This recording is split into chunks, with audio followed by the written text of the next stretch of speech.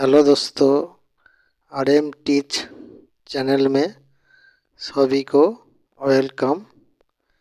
तो आज हम एक प्रेस्टीज कंपनी वाला PIC 25.0 मॉडल का ये इंडक्शन मेरे पास आया है।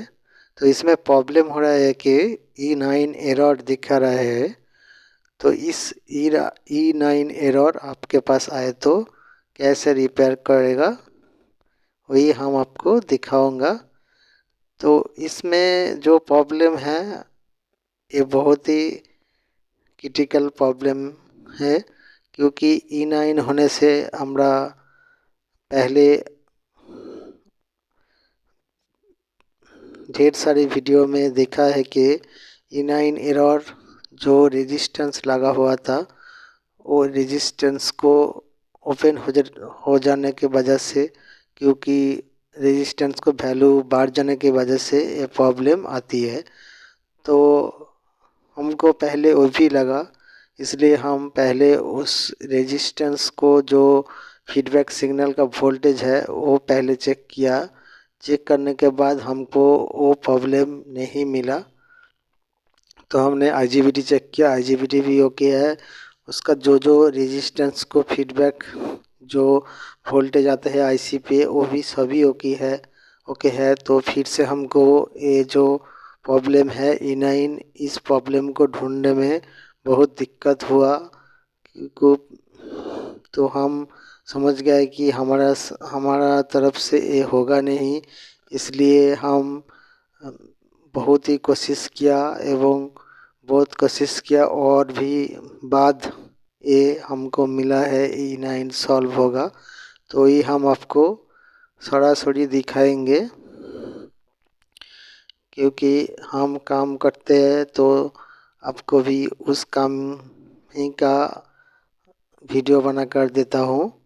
तो हमको बहुत दिक्कत हुआ इस प्रॉब्लम को ढूंढने में, क्योंकि इस प्रॉब्लम को E9 एरर आती है और हमारा जो फीडबैक सिग्नल होता है वो सभी सही था, फिर भी इसको E9 एरर आ रही है। तो कहाँ से ये प्रॉब्लम हुआ है वही हम आपको दिखाएंगे, तो देखते रहिए वीडियो को स्किप ना करके। तो पहले हम जो किया है कि सभी कनेक्टर को सोल्डरिंग कर दिया, क्योंकि सोल्डरिंग करने के वजह से हमारा जो वोल्टेज हम चेक करेंगे वो हमको सही दिखाएगा, कोई प्रॉब्लम नहीं होगा। इसलिए पहले सभी जिस जगह पे हम वोल्टेज चेक करूँगा उस जगह पे सोल्डरिंग कर देता हूँ। सोल्डरिंग करने के बाद ही उसको इलेक्ट्रिक सप्लाई देकर हम चेक करेंगे कि पहले हम चेक करेंगे जो रेजिस्टेंस हमारा फीडबैक के लिए दिया हुआ है उस रेजिस्टेंस का वोल्टेज सही है कि नहीं। उसके बाद ही हम ढूंढ पाएंगे इसमें E9 एरर कहाँ से होती है। तो चलिए दोस्तों हम चेक कर लेते हैं, आप भी देखते रहिए। तो दोस्तों मेरे वीडियो अच्छी लगे तो प्लीज़ मेरे चैनल को सब्सक्राइब कर लेना और पास में जो बेल आइकन था उसको क्लिक करके ऑल कर देना, क्योंकि नेक्स्ट वीडियो के डालने के बाद आपका पास नोटिफिकेशन आ जाएगा। देखिए यहाँ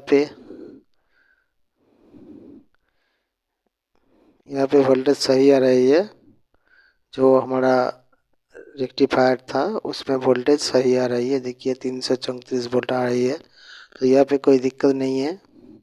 उसके बाद जो सिग्नल फीडबैक के लिए आती है वो उसका जो वोल्टेज होती है वो हम चेक करेंगे। देखिए सभी जगह पे वोल्टेज सही है, तो हमारा जो रेजिस्टेंस है उसमें कोई गलत नहीं है, कोई रेजिस्टेंस ओपन भी नहीं हुआ और कोई रेजिस्टेंस वैल्यू नहीं बढ़ाया। तो रेजिस्टेंस जो था सब भी ठीक ठाक से है। तो फिर पहले जो चेक किया था वो फिर से चेक कर लेता हूँ, क्योंकि आदमी होने की वजह से गलत होती है, इसलिए हम दूसरी बार उसको जो वोल्टेज है उसको चेक कर लेता हूँ। तो देखिए सभी जगह को हमको सही वोल्टेज मिल रहा है। तो इस बोर्ड में E9 एरर क्यों आती है। तो इस E9 एरर को ढूंढने के लिए मेरे ढेर सारी टाइम लग गया है, तब भी ये रेडी नहीं हुआ। तो उसके बाद लास्ट चांस में जो हम दिखाए हैं वही हम आपको थोड़ी देर में दिखाता हूँ।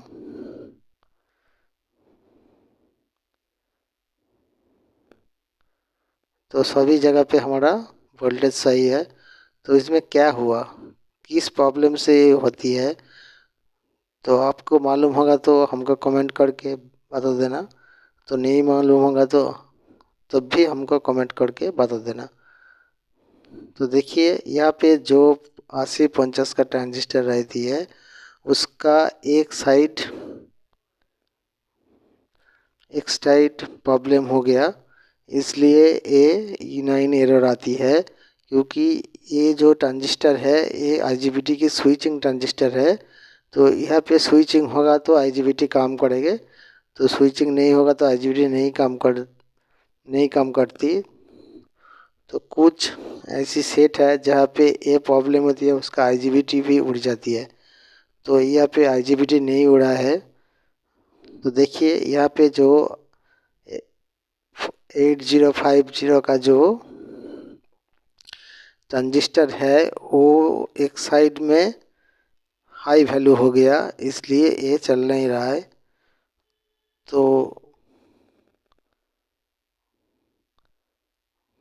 देखिए यहाँ पे जो ट्रांजिस्टर था वो ख़राब है, उसको निकल कर नया लगाऊंगा। तो नया आने के थोड़ा टाइम लगेगा, क्योंकि देखिए यहाँ पे जो ट्रांजिस्टर था वो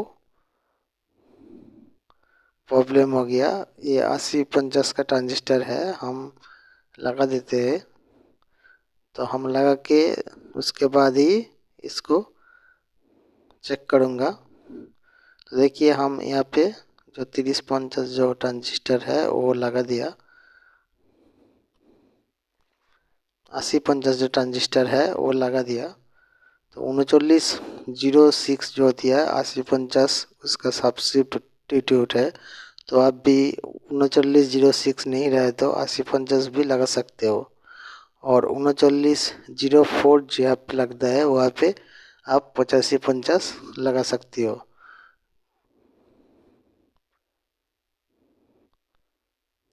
तो देखिए नया जो ट्रांजिस्टर है उसको थोड़ा चेक कर लेता हूँ, क्योंकि पेयर पार्ट्स गलती हो सकती है। तो इसलिए उसको फिर से चेक करूँगा। देखिए ये देखिए, और ये देखिए ये नया वाला जो है वो सही है। तो उसको लेकर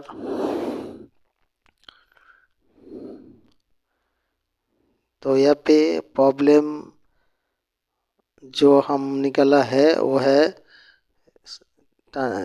IGBT की जो स्विचिंग मोड होती है ना, उस मोड को नेगेटिव पॉजिटिव से कनेक्ट करना होगा। उसके बाद ही ये चार्ज होगा, उसके बाद ही ये जलता रहेगा। तो देखिए वहाँ पे जो ट्रांजिस्टर दिया हुआ था वो है 8050 का और 3906 का, ये दोनों एक ही है। तो एक ही जगह पे रख सकते हैं आप।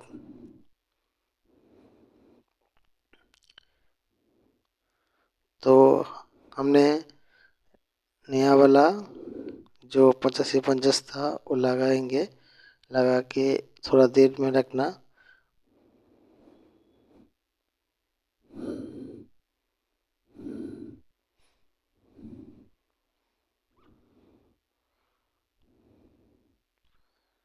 तो दोस्तों हमने नया लगा दिया ट्रांजिस्टर। तो दोस्तों देखिए E9 एरर कहाँ से होती है।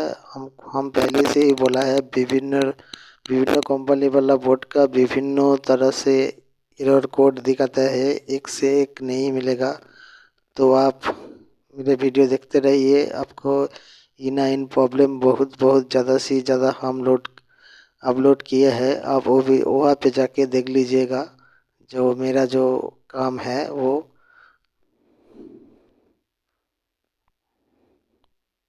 देखिए। ठीक है, ठीक है।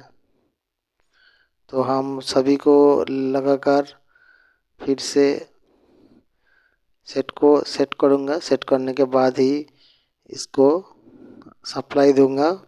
सप्लाई देके देखते हुए हमारा जो प्रॉब्लम था वो सॉल्व हुआ कि नहीं। तो चलिए स्टार्ट करते हो।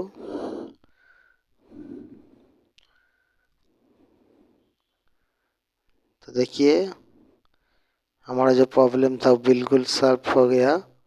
तो आप भी काम कीजिएगा तो इस तरह से काम करना, क्योंकि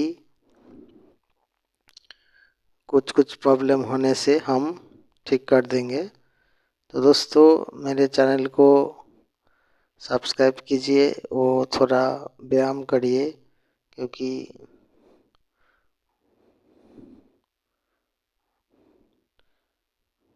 ठीक है। तो please subscribe this my channel, please please please. और पास में जो बेल आइकन था उसको क्लिक करके देखिए, हमारा प्रॉब्लम पूरा पूरी सॉल्व हो गया। तो देखिए मेटल भी सेंस कर रहा है और गर्म भी हो रहा है। तो जो प्रॉब्लम था वो सॉल्व हो गया। तो थैंक्स सभी को। अच्छी रहना, सदा सुस्त रहना, और वीडियो देखने के बाद